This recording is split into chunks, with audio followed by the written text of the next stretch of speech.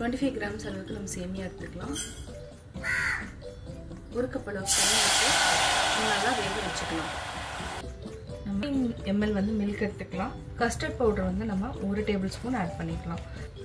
இப்போ நல்லா மிக்ஸ் பண்ணி தனியாக எடுத்து வச்சுக்கலாம். சேமியா நல்லா வெந்துடுச்சு. இப்போ நம்ம தேவையான அளவு பால் சேர்த்துக்கலாம்.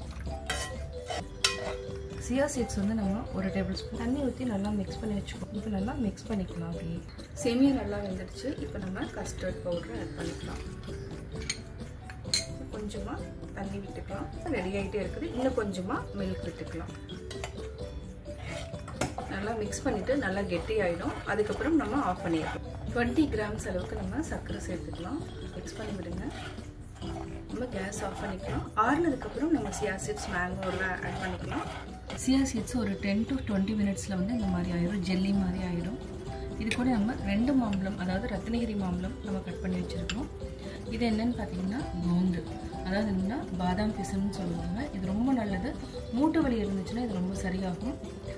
இதை வந்து ஓவர் நைட் சோக் பண்ணி வச்சிங்கன்னா இந்த மாதிரி நம்மளுக்கு ஒரு ஜெல்லி ஃபார்மில் கிடைக்கும். இதையும் நம்ம ஆட் பண்ணிக்கலாம். சியா சீட்ஸ் அப்படியே ஆட் பண்ணிக்கலாம். இது கூட நம்ம பாதாம் பிசன் ஆட் பண்ணிக்கலாம். மாம்பழம் நல்லா மிக்ஸ் பண்ணிக்கோங்க. ஃப்ரிட்ஜில் வச்சுட்டு ஒரு 2 hours வச்சுட்டு சாப்பிட்டிங்கன்னா அதாவது அவ்வளோ சூப்பராக இருக்கும்.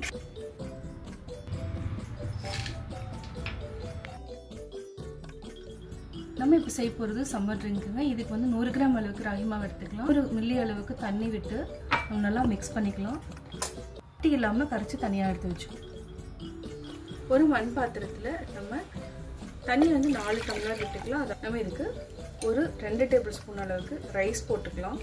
இன்னும் நல்லா தண்ணி கொதிக்க ஆரம்பிச்சிருச்சு. இப்போ நம்ம ராகி மாவை தண்ணியில் போட்டு கரைச்சி வச்சுருக்கோம். இதை ஆட் பண்ணிக்கலாம்.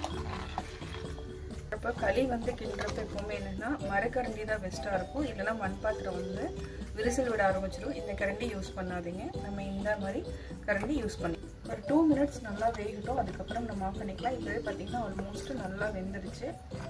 ஆஃப் பண்ணதுக்கப்புறம் நல்லா கெட்டி ஆகிடும். இது நல்லா சேஞ்ச் ஆகிருக்கு பாருங்கள். கலர் நல்லா சேஞ்ச் ஆகிருக்கு. இப்போ நம்ம ஆஃப் பண்ணிக்கலாம். இதுக்கு நம்ம 1 கப் அளவுக்கு தயிர் எடுத்துக்கலாம். இப்போ மோர் பண்ணிட்டு வந்துடலாம். நல்லா மிக்ஸ் பண்ணிக்கலாம்.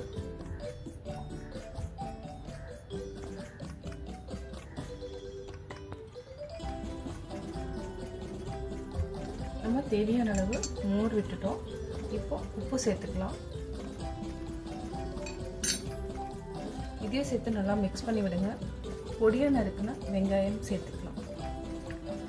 இது கூட கொஞ்சமாக பச்சை மிளகாயும் சேர்த்துக்கலாம். கொஞ்சமாக கொத்தமல்லி தழை சேர்த்துட்டு நல்லா மிக்ஸ் பண்ணி விடுங்க. இப்போ நம்ம குடிச்சிக்கலாம். ஒரு மண் பாத்திரத்தில் மாற்றிட்டு இது கூட கொஞ்சமாக வெங்காயம் போட்டுக்கலாம். இது தேவைன்னா தண்ணி நிறையா மிக்ஸ் பண்ணி கூட குடிக்கலாம். அதுவும் நல்லாயிருக்கும். Summer drink ragi